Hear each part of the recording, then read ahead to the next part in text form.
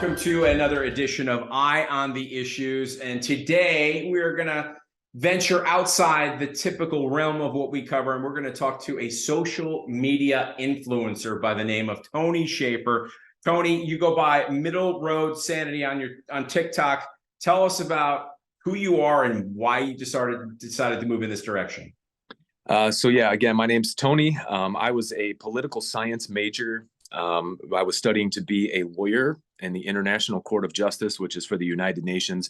I ultimately dropped out, joined a band, toured around the country for about a decade before coming back, having a daughter, and then I worked closely with local government. So I was a co-director of a Chamber of Commerce, Visitors Bureau, worked alongside economic development and things like that. So it was a very localized, on-the-ground approach. I think the most important thing to know about me before you dig into my content is I was an only child. So whenever I had the opportunity to hang out with other groups of people, I was just excited to be there, right? I spent a lot of time alone as a kid. And so when I would see a group of people that I was hanging out with arguing and squabbling, I'd be like, guys, aren't we just lucky to be here? Why are you guys fighting? And so that mentality translated into my political views. And so I just started ranting on TikTok, and slowly but surely, the followers started coming in, people who shared the sentiment of, we may disagree on a lot of things, but we also have a lot of common ground that we could cover together. And perhaps we're stronger together than we realize. And so that sense of unity on our common problems has ballooned my TikTok into something that I did not expect. And it's been a very awesome journey of seeing just how many citizens of the United States and abroad are ready to put down this partisan playground equipment and talk about the things that we could get done together that may have more meaning for every single citizen of the United States, and not just 50% this way or 50% that way. So what does your gut tell you? How many Americans really are ready to just say, hey, we got to move on from this stuff? Every time I do a live, so when you go on TikTok live, you press the live button and you go and you kind of wait. And up here, you can see a little counter. And usually right when I get to about 200 to 300 people, I say, hey, everybody, welcome. I hope you're having a great day. Let me know where you're coming from. Now, put a number 1 in the comments if you trust your government and you think they represent you. Put a 2 in the comments section if you don't think the government represents you and you don't trust them. And then you just see 2, 2, 2, 2, 2, 2, 2, 2, 2, 2, 2, 2, 2. And then I say, you know what, guys, I want you to know something.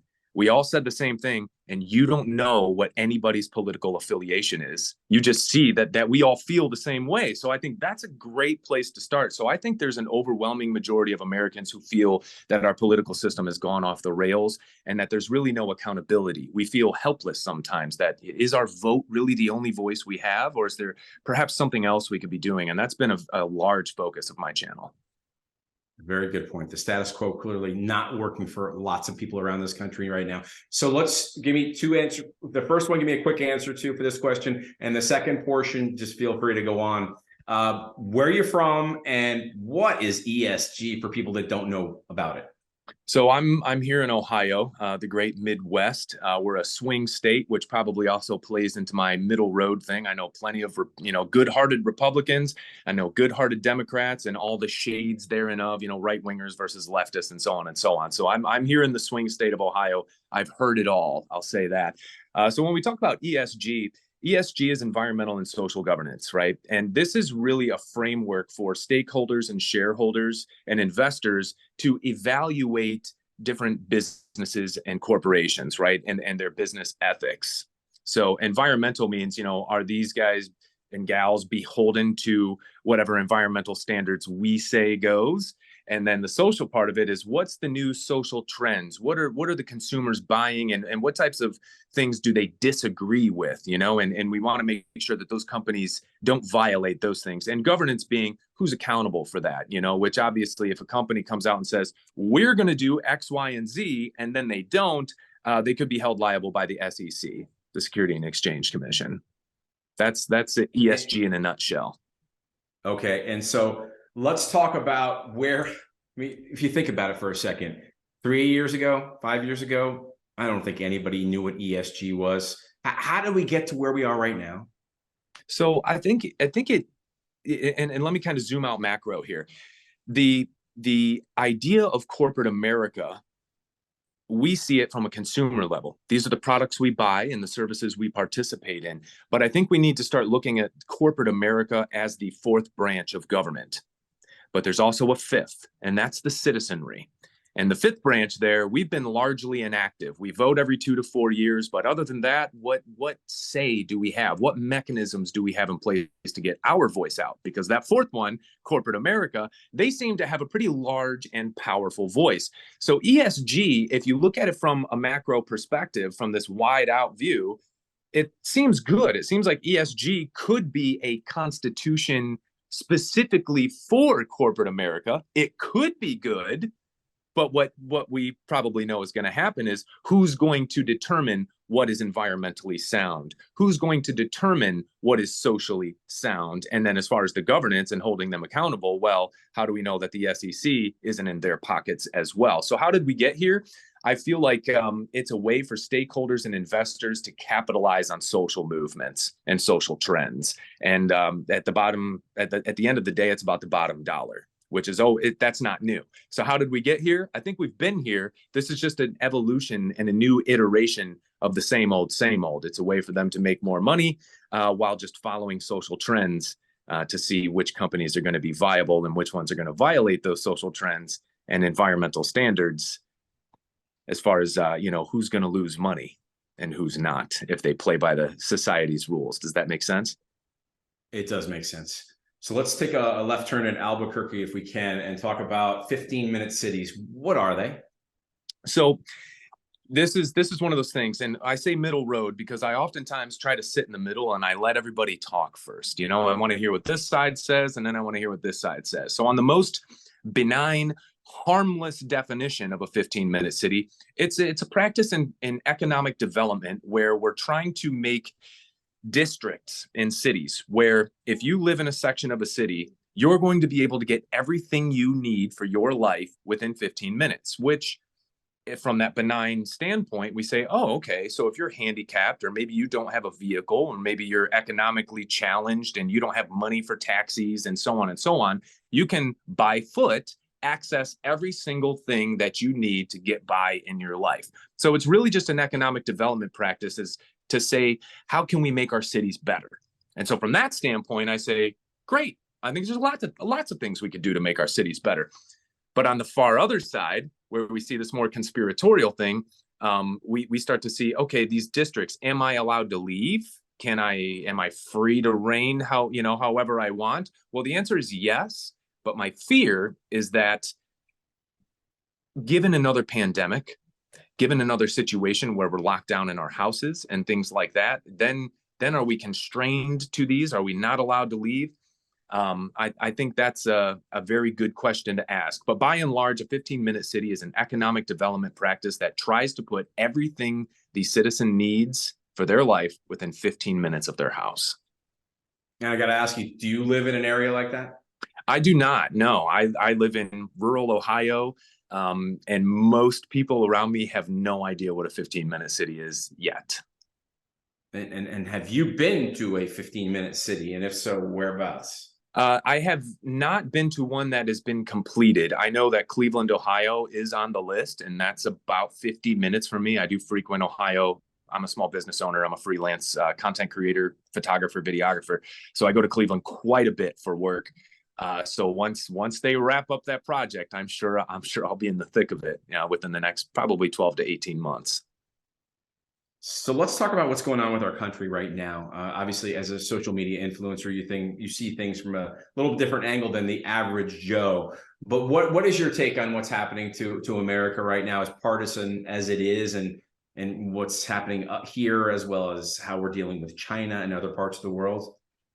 Wow. Okay. So let's unpack that. So as far as what's going on in America, I feel like the average citizen has been largely disconnected from the political process.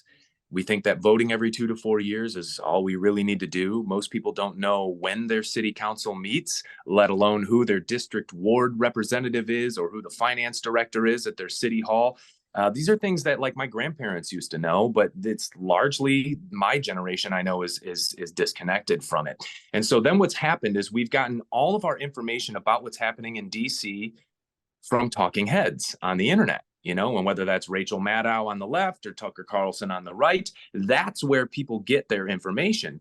And I think what that's done has created these echo chambers and these vacuums where if I'm a Democrat, I need to believe A, B, C, D, E, F, and G. And if I violate any of this list, all of a sudden I'm ostracized and kicked out of my community, which the same goes for the right. If I don't believe A, B, C, D, E, F, and G, then I'm ostracized and I'm out of that community. And I think that's really dangerous because I think most Americans, if you sit down with them and have a dinner or you break bread with somebody, most people are reasonable. And as long as you come at them with the right communication, most people they want the same things. We can agree on fiscal responsibility. We can agree that, corruption doesn't belong in our government. Lobbyists shouldn't be able to buy our politicians. And furthermore, when you talk about Russia and China, I think our military industrial complex and our war machine has created a lot of enemies.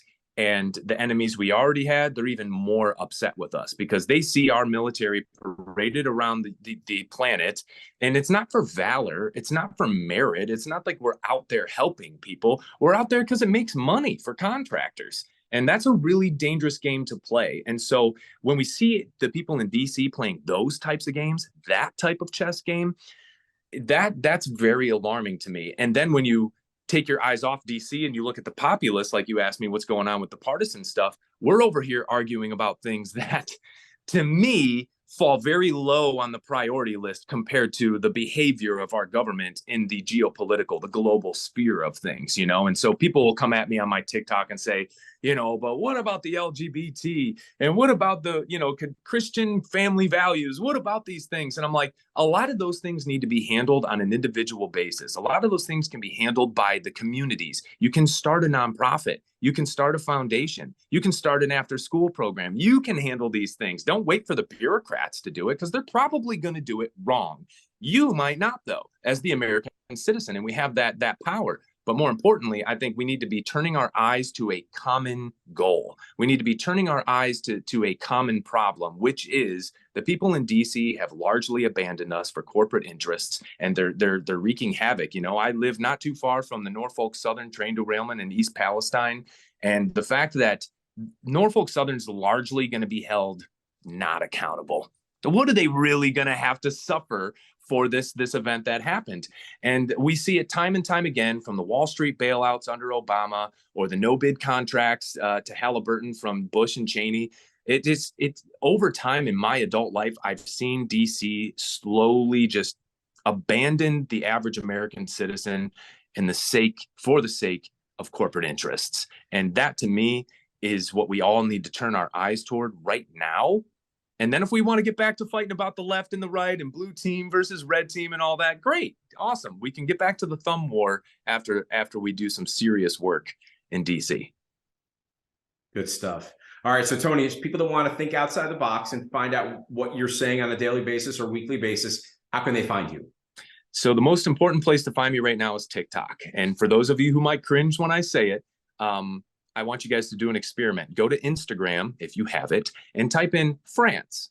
And you'll see romantic getaways and people breaking baguettes and the Eiffel Tower lit up at night and all that stuff. And then go to TikTok and type in France. And you're going to see exactly what's happening in France right now. The protests in the streets, why they're doing it. It's not just the retirement age. There's so much more information that's allowed on TikTok right now than any other platform that any other major media is covering. So definitely go there and look up Middle Road Sanity. And from there, if you find my profile, you can find links to my Rumble, my Twitter, and the podcast is about to launch. I have 10 guests lined up for our first season, and we're going to be digging really deep into some meaningful things that the average citizen can do to try to help fight that corruption in DC and take the power back for the individual citizens of the United States. Tony, great stuff. Thanks for sharing. Thank you so much for having me. I hope you guys have a great time there in Wyoming.